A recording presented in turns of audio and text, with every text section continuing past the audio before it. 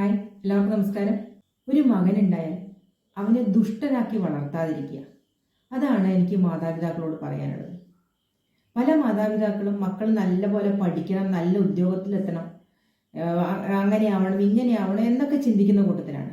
പക്ഷേ എന്നെ സംബന്ധിച്ച് ഞാൻ ചിന്തിക്കുന്നത് പറഞ്ഞാൽ ഒരു ദുഷ്ടനായി വളരാതിരിക്കുക എന്നതാണ് എൻ്റെ ചിന്താഗതി. ഓരോ പാരൻറ്റും അങ്ങനെയാണ് ചിന്തിക്കേണ്ടതെന്നാണ് എൻ്റെ ഒരു തോന്നൽ. പഠിച്ചിട്ടില്ലെങ്കിലും വിരോധമല്ല, ഒരുപാട് വിദ്യാഭ്യാസം ഇല്ലെങ്കിലും ഉന്നത ജോലി ഇല്ലെങ്കിലും നല്ല മനുഷ്യനായി, നല്ല ചിന്താഗതി ഉള്ളവനായി, സമൂഹത്തിന് ദോഷം ചെയ്യാത്തവനായി വളരണം എന്ന് മാത്രമാണ്, കുടുംബസ്നേഹമുള്ളവനായി വളരണം എന്നത് മാത്രമാണ് എന്നെ സംബന്ധിച്ചുള്ള ചിന്ത. അത് തെളിയിക്കുന്ന വിധത്തിലാണ് ഇന്ന് റിനോ ലവ് എന്ന് പറഞ്ഞ ഒരു യൂട്യൂബ് ചാനലിൽ വന്ന വീഡിയോ. ആ പയ്യനെ കുറിച്ച് ഇപ്പോൾ സോഷ്യൽ മീഡിയ കൈകാര്യം ചെയ്യുന്ന ഒരുവിധ ആൾക്കാർ എല്ലാവരും തന്നെ വീഡിയോ ചെയ്ത് കഴിഞ്ഞു. അതുകൊണ്ട് തന്നെ സോഷ്യൽ മീഡിയ വാച്ച് ചെയ്യുന്ന ആൾക്കാർക്കൊക്കെ ആ പയ്യനെ കുറിച്ചും ആ പയ്യന്റെ ചാനലിനെ കുറിച്ചും ഇതിനോടൊക്കെ മനസ്സിലായിട്ടുണ്ടാവും. അവൻ വയനാട് നടന്ന ദുരന്തത്തെ പരിഹസിച്ച് ചിരിക്കുന്നത് അവന്റെ ചാനലിലൂടെ ഇടുകയാണ്. ഒരു അച്ഛൻ കരഞ്ഞു പറയാണ്, എല്ലാം പോയി, എല്ലാവരും പോയി, ആരുമില്ല, കുടുംബത്തിലെ എല്ലാവരും നഷ്ടപ്പെട്ടു എന്ന് പറഞ്ഞ് കരഞ്ഞു പറയുമ്പോൾ, ഒരു കുട്ടിയെ കാണാനില്ല എന്ന് പറഞ്ഞ് കരഞ്ഞു പറയുമ്പോൾ അവൻ ചിരിക്കുകയാണ്, പരിഹസിച്ച് ചിരിക്കുകയാണ്. അങ്ങനെ വേണം എന്നുള്ള തരത്തിൽ കൈ ചൂണ്ടി ആംഗ്യം കാണിച്ചുകൊണ്ട് പരിഹസിച്ച് ചിരിക്കുകയാണ്. ഇത്രയും ദുഷ്ടനായിട്ടുള്ള ഒരു മകൻ ഉള്ളതിലും നല്ലത് ഇല്ലാത്തതാണ്. അവരുടെ പാരൻസിനോട് പറയാനുള്ളതാണ്, ഇത്രയും ദുഷ്ട ചിന്താഗതിയുള്ള ഒരു മകൻ ഇല്ലാതിരിക്കുകയാണ് നല്ലത്. ഇങ്ങനെയുള്ളവർ സമൂഹത്തിന് ദോഷമേ ചെയ്യുള്ളൂ. വളർന്നു വരുംതോറും ആ പയ്യനെ കണ്ടിട്ട് 18 വയസ്സിൽ താഴെ ഉണ്ടാവുന്നതും അവൻ ഓരോ വർഷം കഴിയും തോറും അവന്റെ മനസ്സിലെ ചിന്താഗതി, ദുഷ്ട ചിന്താഗതി വളർന്ന് വലുതായിക്കൊണ്ടിരിക്കും. കാരണം 1ഉം 2ഉം കേസല്ല അവൻ ചെയ്തിരിക്കുന്നത്. ഇതിനു മുമ്പ് അവൻ ഫണ്ണായിട്ടുള്ള വീഡിയോസാണ് ചെയ്തിട്ടുള്ളതെങ്കിൽ അർജുന്റെ കേസിൽ, അതുപോലെ ആ കുട്ടിയെ കാണാതായ കേസിലൊക്കെ ഇതുപോലെ പരിഹാസപൂർവ്വം വീഡിയോസ് ചെയ്തിട്ടുണ്ട്. അർജുന്റെ കേസ് എനിക്ക് തോന്നുന്നു അധികം ആരും ചർച്ച ചെയ്യാത്തത് കൊണ്ട് തന്നെ ആയിരിക്കണം വീണ്ടും അവൻ അതൊരു അവസരമായി എടുത്ത് ഈ വയനാട് ദുരന്തത്തെയും പരിഹസിച്ചത്. കാരണം അർജുന്റെ തലയിലേക്ക് വിവിധ മൃഗങ്ങള് കാഷ്ടിക്കുന്നതായിട്ടുള്ള ഒരു ചിത്രം ഉണ്ടാക്കിയിട്ട് അത് കറക്റ്റായ തലയിൽ ആരാണോ പ്ലേസ് ചെയ്യുന്നത് അവർക്ക് സമ്മാനമുണ്ട് എന്ന് പറഞ്ഞ് വീഡിയോ ചെയ്തവരാണ്. അന്നത് സ്റ്റോപ്പ് ചെയ്യാൻ കഴിഞ്ഞിരുന്നെങ്കിൽ ഇന്ന് അവനത് ചെയ്യില്ലായിരുന്നു. ഇത്രയും വലിയൊരു ദുരന്തം നടന്നിട്ട് നമ്മൾ ഓരോരുത്തരും അത് നമ്മളുടെ വീട്ടിൽ നടന്ന ദുരന്തമാണ്, നമുക്കുണ്ടായ ദുരന്തമാണെന്ന് വിചാരിച്ച് കണ്ണീരൊഴുക്കാത്ത ഒരു മലയാളി പോലും ഉണ്ടാവില്ല. അങ്ങനെ ഓരോ ദിവസവും ഹൃദയഭേദകമായി കടന്നുപോയിക്കൊണ്ടിരിക്കുകയാണ്.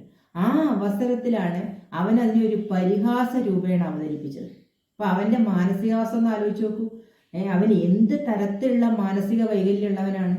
അവനെ ഒരു കുടുംബത്തെ എങ്ങനെ നമ്മള് വിശ്വാസത്തോടെ മുന്നോട്ട് കൊണ്ടുപോകും? ആ അച്ഛനും അമ്മയും ഒക്കെ എന്ത് ധൈര്യത്തിൽ ഇവനെ കൂടെ കിടത്തി ഉറക്കും? കാരണം ഇവന് കണ്ടന്റിന് വേണ്ടിയിട്ടോ, ഇതുപോലെ 4 ആളുടെ മുന്നിൽ അറിയപ്പെടാൻ വേണ്ടിയിട്ടോ, വൈറലാവാൻ വേണ്ടിയിട്ടോ ഒക്കെ അച്ഛൻ്റെ അമ്മയുടെ ഒക്കെ തല അടിച്ചു പൊളിക്കില്ല എന്ന് ആര് കണ്ടു? എന്തും ചെയ്യാൻ പഠിക്കാത്ത കൂട്ടത്തിലുള്ള ഒരുത്തനാണ് ഇങ്ങനെ മാനസികാവസ്ഥയുള്ളവൻ. കാരണം ലോകത്ത് ആരും ഇങ്ങനെ ഒരു പ്രവൃത്തി ചെയ്യില്ല, ഒരാളും ഇങ്ങനെ ഒരു പ്രവൃത്തി ചെയ്യില്ല. 5 വയസ്സായ കുഞ്ഞുങ്ങൾ മുതൽ രാവിലെ എണീച്ച് TV വീട്ടിൽ വെച്ചിട്ടുണ്ടെങ്കിൽ എഴുന്നേറ്റ് വന്നാൽ ആദ്യം ചോദിക്കുന്നത് എന്തായി, എത്ര പേരെ കണ്ടുപിടിച്ചു, എന്തായി എന്ന് ചോദിക്കും. അതുപോലെ അർജുന്റെ കേസ് അങ്ങനെയാണ്. അർജുനെ കിട്ടിയോ എന്ന് ചോദിക്കുന്ന കുട്ടികൾ എത്രയോ വീടുകളിലുണ്ട്.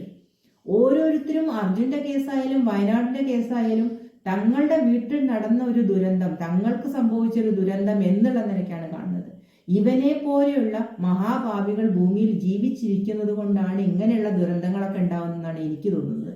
അതുകൊണ്ട് തന്നെ ആ അമ്മയും അച്ഛനും ഈ മകനെ വളർത്തിയ രീതി വളരെ തെറ്റായി എന്നാണ് എനിക്ക് തോന്നുന്നത്. കാരണം ദുഷ്ടനായിട്ടാണ് ആ മകനെ വളർത്തിയിരിക്കുന്നത്.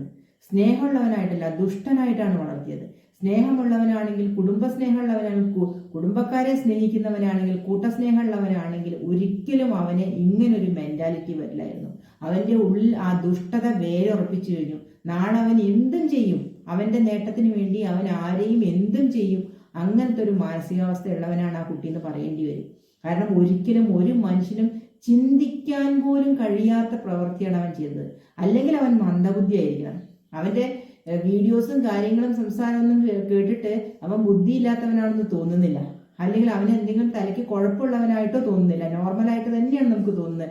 കാരണം ബുദ്ധിക്ക് സ്ഥിരമില്ലാത്ത ആൾക്കാരൊക്കെ ആണെങ്കിൽ ഇങ്ങനെയൊക്കെ ചെയ്യും അല്ലെ. ഇങ്ങനെ ദുരന്തം കാണുമ്പോൾ ചിരിക്കും. അവർക്ക് അത് ദുരന്തമാണെന്ന് മനസ്സിലാക്കാനുള്ള വിവേകമില്ലാത്തത് കൊണ്ട് ഇങ്ങനെയുള്ള ദുരന്തം, നാടിനെ നടുക്കിയ ഒരു ദുരന്തം, ഒരാള് കരളലിയിപ്പിക്കുന്ന വിധത്തിൽ നമ്മുടെ ഹൃദയം തകർക്കുന്ന രീതിയിലുള്ള കരയുമ്പോൾ ഓപ്പോസിറ്റ് നിൽക്കുന്ന ആളുടെ കണ്ണ് പോലും അറിയാതെ നിറഞ്ഞു പോകും അല്ലെ. എത്രയോ ദൂരെ കിടക്കുന്ന ആളുകളാണ് നമ്മളൊക്കെ. നമ്മൾ ഈ ടി വിയിലൂടെ വരെ ഇവരുടെ കരച്ചിൽ കാണുമ്പോൾ നമ്മൾ പോലും അറിയാതെ കരഞ്ഞു പോകും. അതാണ് മനുഷ്യൻ, അങ്ങനെയാണ് മനുഷ്യൻ. അത് തിരിച്ചറിയാത്ത ഇവൻ മനുഷ്യന്റെ ഗണത്തിൽ പെടില്ല. ഇവന്റെ മനസ്സ് ഒരു ക്രൂര മൃഗത്തിൻ്റെതിന് തുല്യമായി മാറിയിട്ടുണ്ട്. അത് മനസ്സിലാക്കാൻ ആ വീട്ടുകാർ വൈകുന്ന ഓരോ നിമിഷവും അപകടം ചെയ്യും. എന്ത് തന്നെയായാലും അവന്റെ ചാനൽ അടിച്ചു പോയതാണോ, ഇനി അവനത് ഡിലീറ്റ് ചെയ്ത് മുങ്ങിക്കളഞ്ഞാണോ എന്നറിയില്ല. ഇപ്പൊ അവന്റെ ചാനൽ അവിടെ കാണാനില്ല. അത്രയധികം വീഡിയോസ് ചെയ്ത് ആകെ പ്രശ്നമായതുകൊണ്ടായിരിക്കണം.